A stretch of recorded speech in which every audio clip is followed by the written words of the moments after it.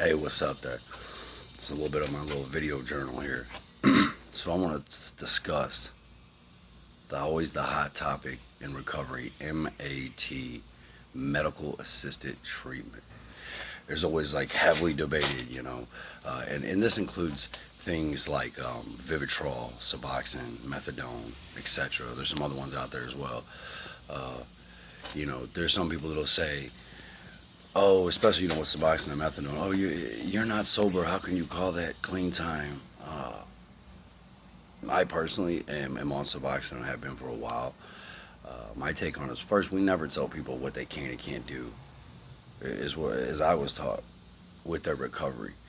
Um, we give suggestions, we give advice, but no person can ever tell someone what they have to do to consider themselves sober or clean, excluding the obvious, not actively drinking or using. If sobriety or recovery or clean time is important to you, then, in my opinion, actively drinking or using drugs is probably not going to work out too well for achieving that goal. So my take on all of it is, you know, I know that my ultimate goal here, and probably a lot of other people's, is to achieve a better quality of life. Uh, and if there are options out there that will help me do that, or options that help anyone, who is anyone else to say, you can't go that route? Um, this is what I do know. This is serious and it's hard. It is really hard. And people die from this. I know, personally, have known friends of mine, personal friends, not just people I somewhat knew, but personal friends of mine that have passed away. And if you've been in active addiction or the recovery arena, then you know people who have passed away too. And odds are, like me, quite a few of them. So, again, this is a serious deal. So, whatever it takes, man. Like, this might sound kind of messed up, but if someone told me, here, take this shot of horse piss 3 times a day, and it'll help keep a needle out of your arm, it'll help keep alcohol out of your body, it'll help you get your child back, it'll help you stay out of jails and prison, it'll help you, you know, run with your career, it'll help you beat down those demons and get that freedom, then I'm with it at the point that I am in my life, because I've tried and failed so many times that not for one moment do I care what another man or woman thinks about what I'm doing for my recovery, or my sobriety. Uh, I know that my quality of life has improved dramatically, coming from someone who is in and out of jails and prisons, homeless on the streets, sleeping on the side of buildings in the cold weather, warm weather, rainy weather, all the above. Um, I'm having a relationship with my son and my family again. I have a beautiful woman in my life. Uh, all these things that I have in the program of recovery I'm working right now is working for me. So I owe nobody any explanations in my mind, and I owe nobody um, anything when it comes to it. I owe myself and the people whom care about me to stay sober and stay clean.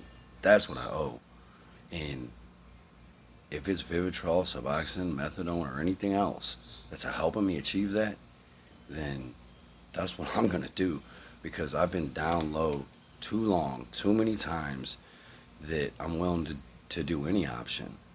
Um, and it does kind of hit home with me when people make those comments. I mean, it doesn't bother me. It really doesn't, because you don't know where I've been. So if taking some medication is going to help me better my life and be a better human being for this planet, for my family, for the community around me, because I was a beast out there in the community before I was sober, and I was doing no good, all bad. Um, but yeah, if there's a medication out there that's going to help me, I'm going to take it, regardless of what another person thinks. And I would suggest that should be all of our mindset in that department. You know, we're talking about something here that's life or death. In 2018, I believe the numbers are upwards of like 68,000 people died of drug and alcohol related deaths. 68,000. That's a lot of human beings. That's a lot of people's children. That's a lot of people's parents. That's a lot of people's friends and coworkers and so on and so forth. Um, I will be honest, I find out that just medication alone doesn't work for me. Um, and guys, there's so many different ways to be successful at sobriety and at recovery, and I've seen them. I've seen the whole gamut of them. You know, uh, but for me, and I've tried a lot of different ways. Um, Being involved in 12-step works with me, coupled with counseling, trauma therapy. I have a great trauma therapist. She's amazing. And medication. Trying not to introvert too bad, not trying to isolate, talk with others, journal, video journal. Um, all these things coupled together are a good recipe, the perfect ingredients for a casserole of success when it comes to my recovery and my sobriety. Um, I'll probably do more videos touching on MAT because it is such a highly debated topic in the recovery world. But everything I just said is my take on it. You know, um, I'm never gonna judge somebody who's doing good and who's bettering themselves for the methods they're using, as long as obviously they're not harming anyone else. So who is anyone to tell anybody they're not sober?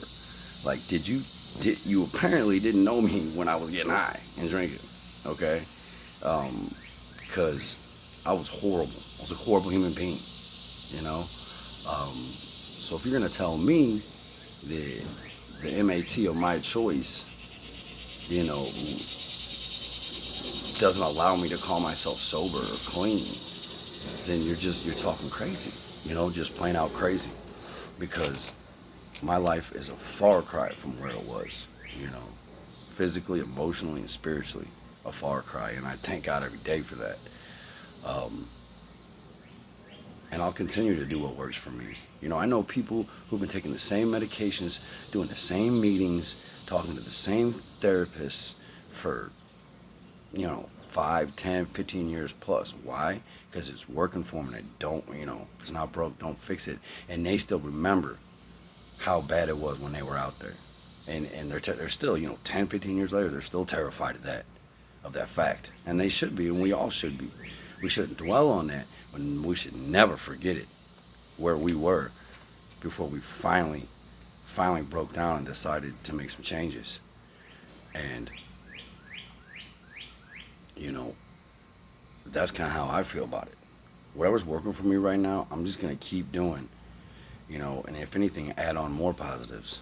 But definitely not take away, not anytime soon, because it's just, the stakes are too serious, extremely serious, I don't even know how much I fear death. You know what I fear?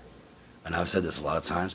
I fear going back to being an inmate, losing my son, losing my family, losing my gal, losing my self-dignity, going back to being homeless, flying signs, begging. That's what I fear, and we all should. So I support MAT, and above and beyond all that, I support all of our freedoms in recovery to choose the plan that's working the best for us. And if it's broke, don't fix it. And again, if your mind is running concurrent with your heart, then keep running with it. If it's not, then make some changes, Again, never let your addict mind or alcoholic mind talk you into something that your heart knows isn't right, because you will battle within about it, and that's never a good place to be. See ya.